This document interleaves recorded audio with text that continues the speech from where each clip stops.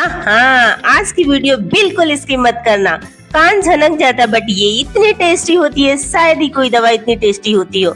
और ये खांसी, सर्दी, जुकाम, गले में खराश या गला दर्द, ठंड लगना सबसे छुटकारा। बस एक बार ये रेसिपी बना कर देखो। ये मेरी अम्मा की विंटर रेसिपी है जिससे हम लोग पले बड़े हैं।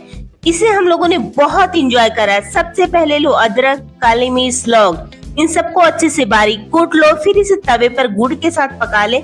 इसमें हल्का सा पानी ऐड करना ताकि ये जले ना। थोड़ा पकने के बाद इसमें 1 चम्मच घी डाले। अब थोड़ा और पका ले। आप पहले इसे ट्राई करो, उसके बाद कमेंट करके जरूर बताना।